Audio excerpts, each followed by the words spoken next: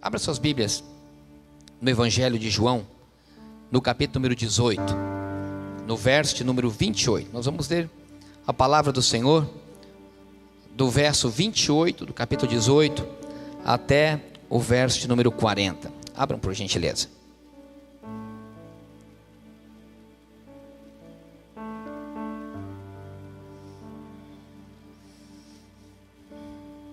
Eu quero trazer uma palavra mais objetiva possível. E tem palavras que a gente não tem dúvida que é uma palavra revelada para a igreja. E quando eu comecei a desenvolver essa palavra, ontem ainda, estava tomando banho, o Senhor me fez lembrar dessa passagem. Então eu fui desenrolar e eu entendi verdadeiramente o que o Senhor queria dizer para nós nessa noite. Evangelho de João, capítulo 18, e o verso número 28 diz assim: Depois levaram Jesus da casa de Caifás para a audiência. E era pela manhã cedo, e não entraram na audiência para não se contaminarem e poderem comer a Páscoa. Então Pilatos saiu e disse-lhes: Que acusação trazei contra este homem? Responderam e lhe disseram: Se este não fosse malfeitor, não o entregaríamos. Disse-lhe, pois, Pilatos: Levai a vós e julgai-o, segundo a vossa lei. E disseram-lhe então os judeus: A nós não é lícito matar pessoa alguma, para que se cumprisse a palavra que Jesus tinha dito, significando de que a morte havia de morrer. Tornou, pois, a entrar a Pilatos na audiência e chamou a Jesus e disse-lhe: Tu és o rei dos judeus? Respondeu-lhe Jesus: Tu dizes isto de ti mesmo e disseram outros de mim? Pilatos respondeu: Porventura sou eu judeu? A tua nação e os principais dos sacerdotes te entregaram a mim. Que fizeste? E Jesus respondeu: O meu reino não é deste mundo. Se o meu reino fosse deste mundo, lutariam os meus servos para que eu não fosse entregue aos judeus. Mas agora o meu reino não é daqui. E disse-lhe, pois, Pilatos: Logo tu eres rei? E Jesus respondeu: Tu dizes que eu sou rei. Eu para isso nasci e para isso vim ao mundo, a fim de dar testemunho da verdade. Todo aquele que é da verdade ouve a minha voz. Disse-lhe Pilatos: Que é a verdade? E dizendo isto, voltou até os judeus e disse-lhes: Não acho nele crime algum. Mas vós tendes o costume que eu vos solte alguém por ocasião da Páscoa. Quereis, pois, que vos solte ao rei dos judeus? Então todos voltaram e gritaram, dizendo: Este não, mas a Barrabás. E Barrabás era um salteador. Eu quero repetir o verso de número 40. Então todos voltaram a gritar, dizendo: Este não, mas a Barrabás. E Barrabás era um salteador.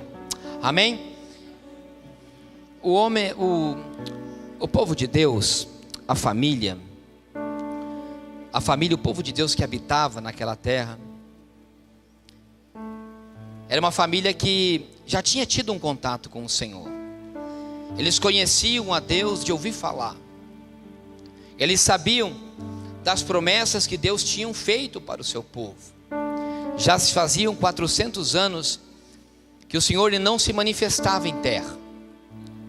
Não havia nenhuma manifestação espiritual, porém o povo de Deus ele continuava cultuando nas sinagogas, se reuniam em grupos para poder adorar ao nome do Senhor, de uma forma muito religiosa, porém sem a manifestação espiritual que realmente no passado aquelas pessoas tinham conhecido.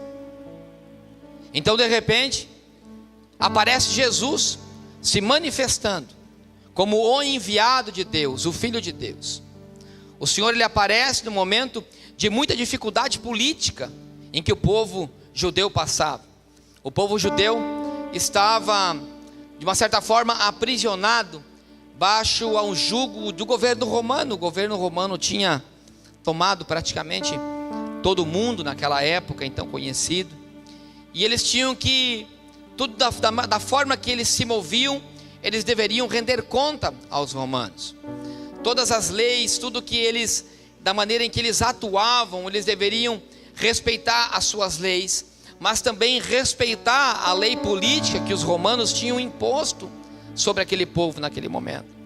Então, quando Jesus vem, ele começa a trazer uma certa esperança de volta àquele povo, para aqueles que começaram a ver os milagres que ele fazia, porque o povo estava, como eu disse, aprisionado a um governo romano e com suas certas limitações financeiras, suas certas limitações de uma forma generalizada. O povo de Deus, ele passava realmente por muita dificuldade, vamos dizer assim a palavra. Havia muitos pobres, havia muitas pessoas que passavam dificuldades na sua saúde. A saúde era muito precária naquela época, realmente só poderia ir ao médico, realmente quem tinha um certo poder aquisitivo. Os demais padeciam e precisavam realmente de esmolas e de um socorro de outras pessoas. Interessante que se você for analisar a conjuntura política, econômica e social daquela época, não é muito diferente dos dias de hoje.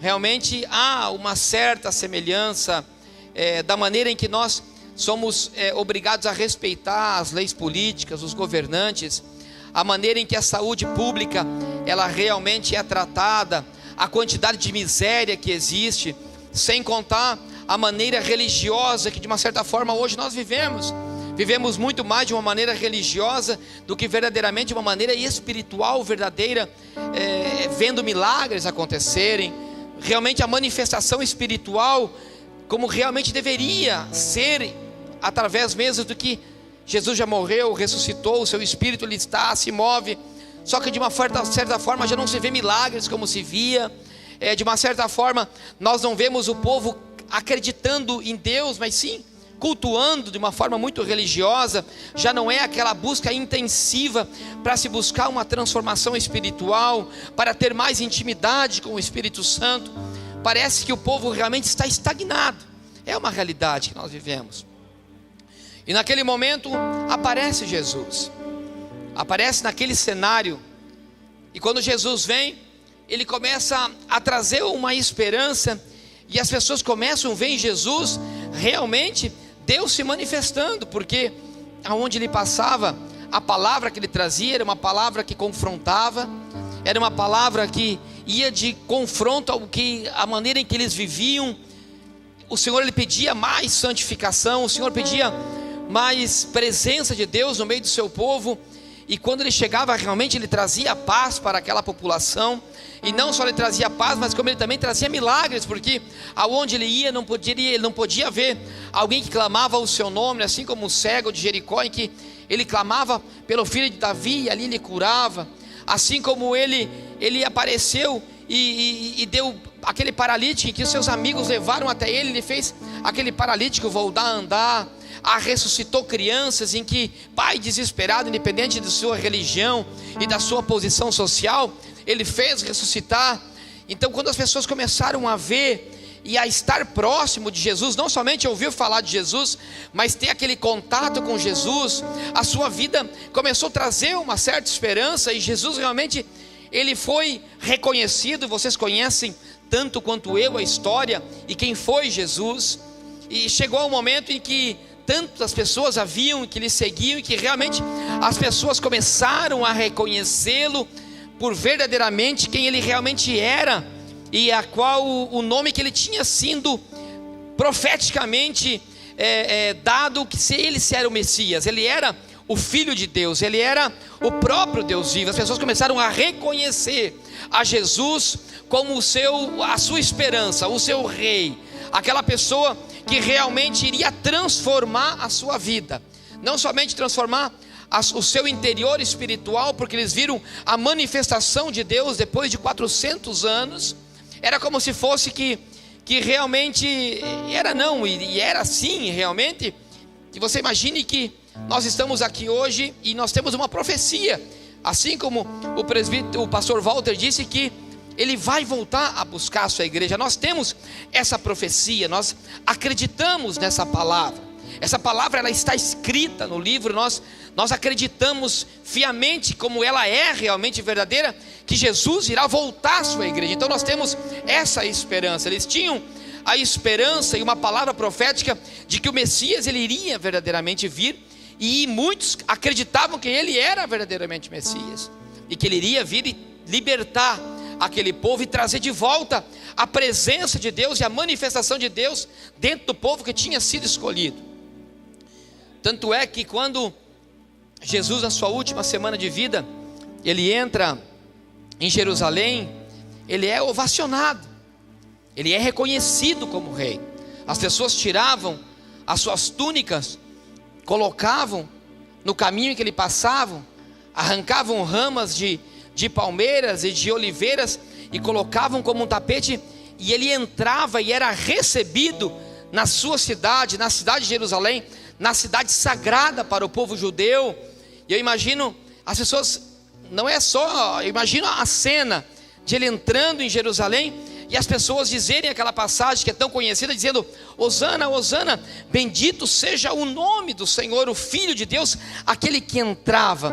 Ou seja, quando eles declaravam Hosana, é uma palavra muito específica na Bíblia, que significa assim: Senhor, salva-nos. É a nossa esperança que estava entrando. Eles estão dizendo, era o reconhecimento de que verdadeiramente Deus, Jesus Cristo, se manifestava, Deus sobre a vida dele, e que ele era a esperança para aquela família. Quando eles fazem aquele ato, era como eles estivessem abrindo não somente a porta da sua cidade, mas a porta da sua casa, a porta do seu coração, para reconhecer Jesus Cristo como seu único e suficiente Salvador de toda uma família que estava distante de Deus.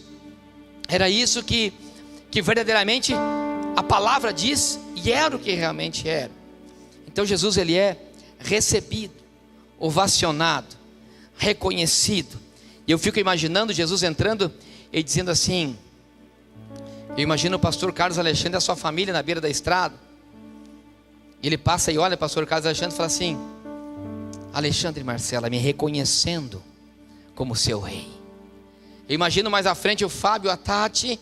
Ele olha para o lado direito, em cima de um burrinho, olha para o Fábio e conhecendo o nome de cada um, como assim como eu conhecia, ele dizendo assim: o Fábio e a Tati estão abrindo o seu coração, me reconhecendo como o seu rei. Eu imagino ele um pouquinho mais para frente, vendo o Biguá e a Dani, dizendo assim: o Biguá e a Dani deixou de assistir o jogo do Flamengo para ele ver eu passar e está reconhecendo a mim como meu único e suficiente Salvador.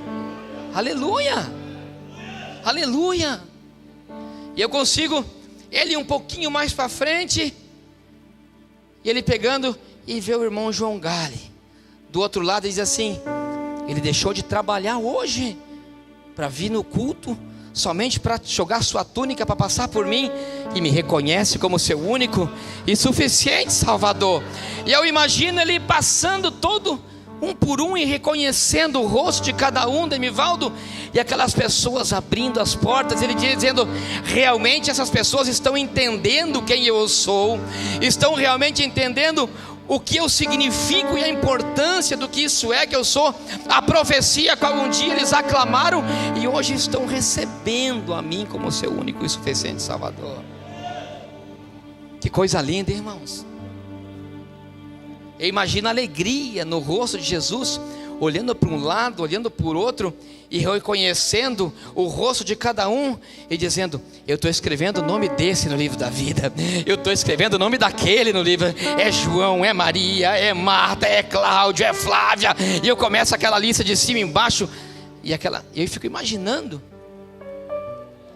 a alegria do coração de Jesus, e que as pessoas abram as portas das suas casas, abram as portas das suas vidas, para ter um encontro com Deus, para receber a Deus. Aleluia, aleluia. Isso pode glorificar, porque é assim mesmo. O teu nome está lá, o Senhor lhe reconhece você. Quando você estende o manto da tua casa para ele entrar, ele reconhece o teu nome.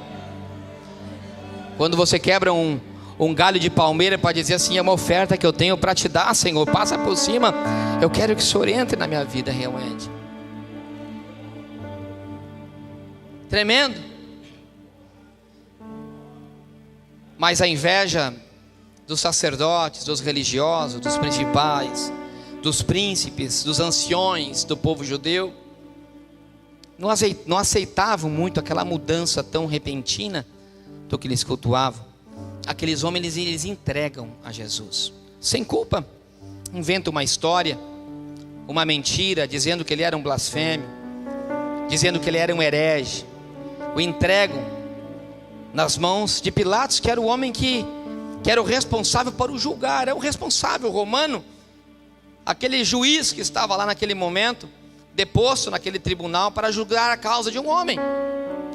Nós lemos a passagem, e diz a palavra do Senhor que ele interroga a Jesus e não encontra culpa nenhuma naquele homem.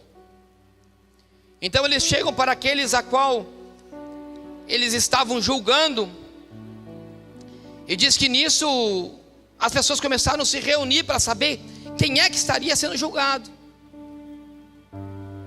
Eu imagino que aquelas pessoas, o povo que estava em Jerusalém, para em frente ao tribunal de Pilatos, todos ali com certeza estavam aqueles que jogaram as suas túnicas e as suas palmeiras e as suas plantas para que Jesus entrasse, estavam ali. E diz a palavra do Senhor que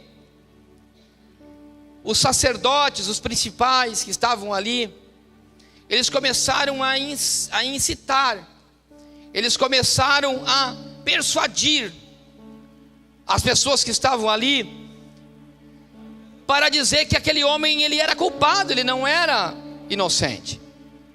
E como nós lemos, eles tinham por um costume de soltar alguém, então eles poderiam ter falado: não, olha, esse homem inocente, ele é nosso rei, ele é o nosso Salvador, nós vimos os milagres que eles faziam, que ele fazia, ele realmente é Deus, não pode, esse homem não tem maldade, ele curava os cegos, aquele homem, ele trouxe paz à nossa casa.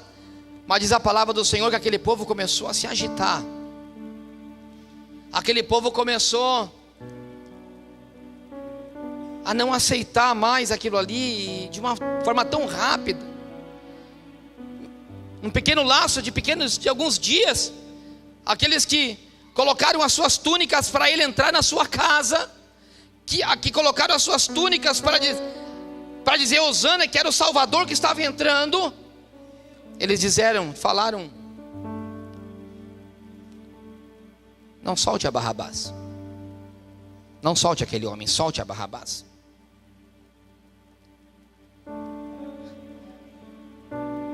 Olha para mim, igreja, eu vou dizer algo muito sincero. Como pode alguém que há poucos dias se tinha entregue, declarando que aquele era o Salvador, dizendo que aquele era o seu rei, dizendo que aquele tinha entrado na sua casa, aqueles a qual tinham ovacionado a Jesus, em tão pouco tempo estavam prestes a ver o maior acontecimento da história até aquele então, a primeira profecia se cumprindo. Aquele a qual fazia milagres estava tão próximo, aquele a qual era a presença de Deus manifestada tão próximo, a um olhar de poucos metros. Da mesma maneira em que estava a presença ali, eles poderiam escolher Barrabás. O que eu não entendo é como uma igreja que um dia aceita a Jesus, uma igreja que está sentindo a presença de Deus e quer Jesus no momento, e em pouco tempo depois não quer mais a Jesus, muito pelo contrário, ele diz: eu não quero, eu o rejeito, e muito pelo contrário, ele diz: solto e eu escolho a Barrabás. Como pode alguém, como pode uma igreja que num momento aceitou Jesus, num outro momento escolher a um salteador, assim como diz o Evangelho de João, ou assim como diz Mateus, a um homem que era um malfeitor, era um malfeitor muito conhecido, diz Mateus, e como Marcos diz, que era um amotinador, aquele que fazia motim, e tinha suicidado a um homem. Quando o Senhor me fez lembrar dessa passagem, o Senhor dizia isso ao meu coração. A igreja de hoje é assim. A igreja prefere muito mais a Barrabás do que a presença do Espírito. A igreja prefere muito mais, escolhe muito mais a Barrabás do que escolhe a Jesus. E eu falava com Deus: mas como assim, o Senhor? E eu fui entender o que é Barrabás. Primeiro, Mateus diz que ele era um homem ilustre. Mateus capítulo 27 descreve ele como um homem muito conhecido. Barrabás era um homem muito conhecido. Marcos descreve como um homem que fazia motim e tinha suicidado a um homem. João relata como um salteador. Ou seja, aquele homem não era um bandido qualquer. Aquele homem tinha o seu nome com uma tradução filho de um maestro. Ou seja, ele era um homem que tinha conhecimento das leis de Moisés. Quando fala que ele fazia motim, ou seja, ele era um homem com alguns outros homens, em que ele incitava o povo contra os romanos. Ele era um homem em que numa dessas suas iniciativas contra o romano, num confrontamento, ou num confrontamento religioso, ele tenha matado um homem, e por isso tanto ele como os seus companheiros foram presos. Era um homem ilustre, ou seja, ele chamava a atenção, um homem muito conhecido, como diz Mateus, chamava a atenção do povo. Eu estou falando de Barrabás. Mas João, que escreve os evangelhos de uma maneira tão fantástica, e para aqueles que têm vindo no discipulado vão entender o que digo. Nós aprendemos que João escreve para os cristãos. Nós aprendemos que João escreve as entrelinhas dos evangelhos, porque ele escreve de uma maneira espiritual para um povo espiritual. Ele escreve para os cristãos. Ou seja, quando ele fala de salteador, ele não fala de um assaltante. E a resposta, ele diz no seu próprio evangelho. No capítulo 10, no verso 1, ele diz assim: na verdade eu vos digo, aquele que não entra pela porta no curral das ovelhas, mas sobre por outra parte, é ladrão e salteador. João, ele deixa uma descrição de quem é o salteador. Ou seja, ele está dizendo: aquele que não entra pela porta do curral das ovelhas, ou seja, aquele que não escolhe a Jesus, ou pelo contrário, tenta entrar por uma outra porta, é um salteador. A palavra é muito clara. O que João está querendo dizer é que esse salteador, ele tem um sentido até mesmo figurativo.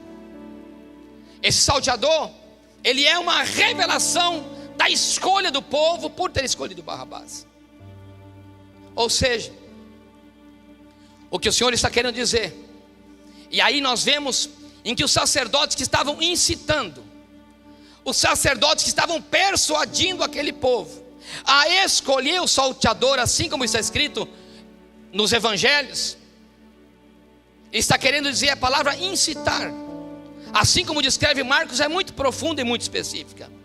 Ele está querendo dizer de alguém que está incentivando os principais, os príncipes, os sacerdotes, as pessoas de um modo geral, aqueles que olhavam para Jesus, aqueles que tinham reconhecido a Jesus, aqueles que tinham aceitado a Jesus como sendo o seu Salvador e o seu Deus. Naquele momento, eles estavam sendo influenciados sentimentalmente, essa é a palavra mais específica. Ou seja, aquelas pessoas, elas estavam sendo enganadas, aquelas pessoas estavam sendo manipuladas, estavam sendo mudado a sua forma de pensar. Aquelas pessoas estavam mudando o seu sentimento mais profundo, o seu sentimento mais interior, para tomar uma decisão e uma escolha.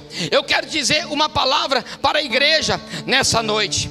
Sabe o que está acontecendo, igreja? O que eu tenho visto, e eu me questionava desde quarta-feira passada, porque nós tivemos um culto maravilhoso, um culto abençoado, assim como foi na quarta anterior, assim como eu tenho certeza não estive, mas eu tive os relatos, que foi hoje pela manhã.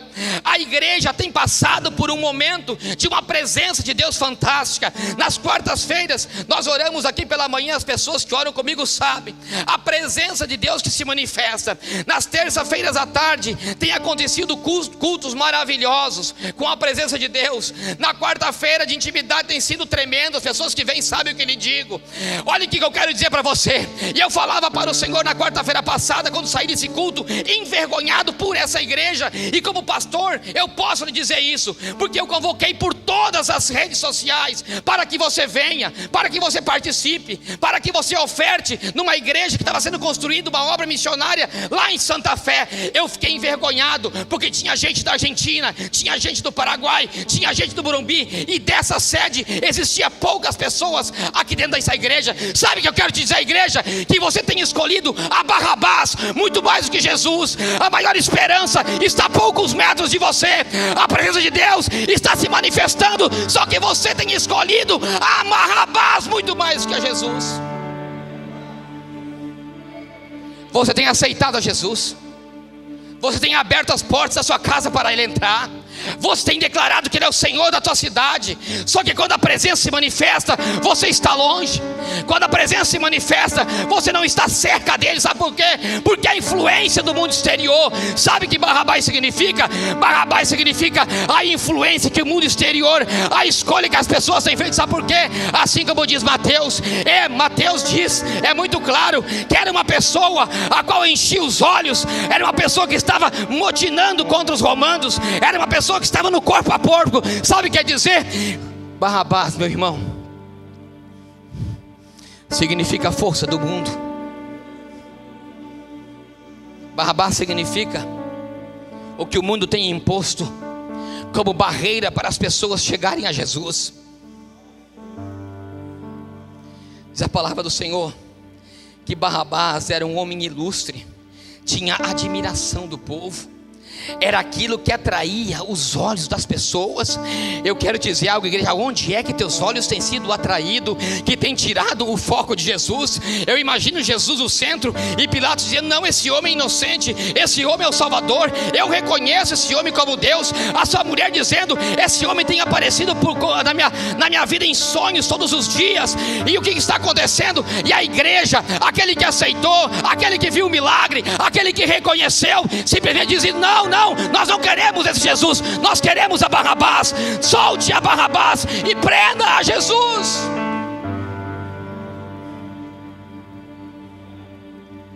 É a igreja de hoje, é a nossa igreja. É uma igreja, sabe o que significa Barrabás? As coisas ali fora que tem feito você perder o teu foco. O povo tinha que olhar para Jesus e dizer: não, aquele ali é o meu foco, aquele ali é o meu alvo.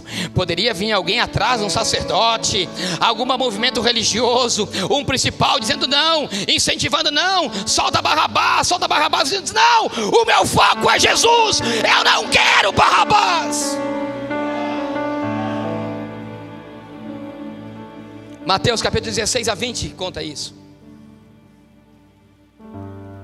Diz que eles chegavam e persuadiram o povo. E tem pessoas, irmão, você que me ouve pela rádio e pela internet, Tem coisas que tem feito persuasão na igreja. Não, aquela igreja tem problema. Aquele pastor é um problemático. Aquela igreja tem fofoca. Aquela igreja tem problema com a roupa. Aquela igreja é aquela igreja, é aquela igreja, é aquela igreja. Sabe que você está sendo, se está acontecendo contigo, você está sendo influenciado por pessoas a qual quer te mostrar, ao invés de Jesus, quer te mostrar Barrabás. E sabe o que acontece com a igreja? Fala, não, eu prefiro aquilo que me enche os olhos. Eu prefiro aquilo que luta pela minha causa. Eles não entendiam que não era o seu problema pessoal, porque Barrabás entrava no confronto direto com os romanos. Era algo que enchia os olhos para esse mundo. Sabe o que eu quero dizer, igreja? Ele dizia para Pilatos: o meu reino não é este mundo. Ele declarava: o meu reino não é este. Se o meu reino fosse este, eu tinha pegado os meus servos e lutado contra os judeus. Sabe o que o Senhor está querendo dizer para você nessa noite? Não olhe para Barrabás, olhe para Jesus. Não escolha Barrabás, escolha Jesus. Ele continua de pé te olhando. Ele continua sendo aquele que entrou em Jerusalém. Ele continua sendo aquele a qual você disse: Hosana, Hosana, bendito seja o Filho de Deus, e em nome do Senhor. Ele continua sendo o mesmo, ele não mudou. Você não precisa de Barrabás, você precisa de Jesus. Você não pede para soltar Barrabás, pede para que Jesus venha de volta para a sua vida. Não perca o foco. Tem passado coisas tão grandes perto de você no mundo espiritual e você tem perdido. Aquele povo tinha a presença de Deus a poucos metros e olhava para Barrabás. Aquelas pessoas tinham a sua cura a poucos metros, mas escolhia Barrabás. Aquelas pessoas tinham o autor da vida e o dono da vida, mas aquelas pessoas escolhiam Barrabás. Ali estava a qual iria ressuscitar em 3 dias, mas eles queriam Barrabás. Sinceramente, eu não entendo a igreja de hoje. Sinceramente, eu não entendo a igreja de hoje. Nós conhecemos a profecia. Nós sabemos que ele irá voltar a buscar a sua igreja, mas nós estamos escolhendo Barrabás.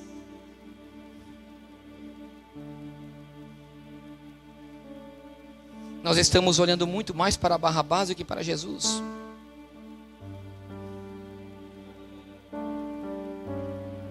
Coisas tão grandes e maravilhosas têm acontecido tão perto de você, mas o cansaço tem tomado a tua vida. Você prefere ficar em casa do que vir buscar a presença de Deus. Não escolha Barrabás, escolha Jesus.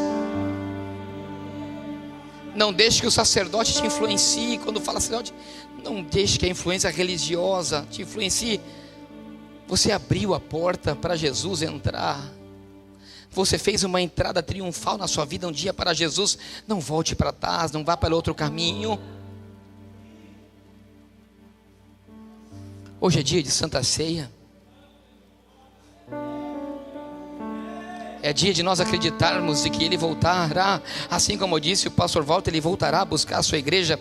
Coisas grandiosas da presença dEle têm acontecido a poucos metros de você. Se você não tem sentido, é porque teus olhos estão em outro lugar.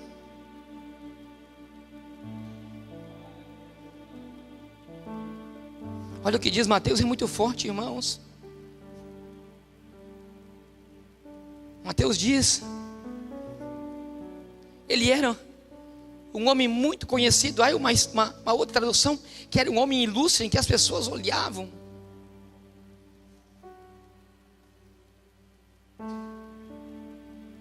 O que eu quero dizer? Nada nesse mundo aí fora, nada que te parece tão maravilhoso e muito conhecido pode substituir a Jesus, porque a vitória dele não é para esse mundo, mas é para um reino a qual irá ainda acontecer.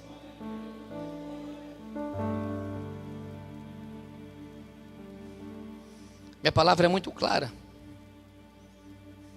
Não escolha Barrabás, escolha Jesus. Não deixe nenhuma influência desse mundo tomar a sua mente, tomar as tuas decisões. Lembra dele entrando, olhando de um lado para o outro e você sabendo realmente quem você é. Sabe aquele dia que o Senhor ele entrou na sua vida, na sua casa? Naquele dia que você tomou uma decisão de seguir a vida dele, ele colocou o teu nome no livro da vida. Ele escreveu o teu nome no livro da vida. O teu nome está lá escrito. Não troque Jesus por nada nesse mundo. Não troque. Pilatos disse: vocês querem que eu solte a esse? Aí eles disseram: não, nós queremos que você solte a Barrabás. Mas nós nessa noite declaramos que nós não soltaríamos a Barrabás. Nós declaramos nessa noite que nós continuaremos com o nosso foco em Jesus. A presença de Deus, ela está muito perto de você. Não rejeite a presença do Espírito Santo na sua vida.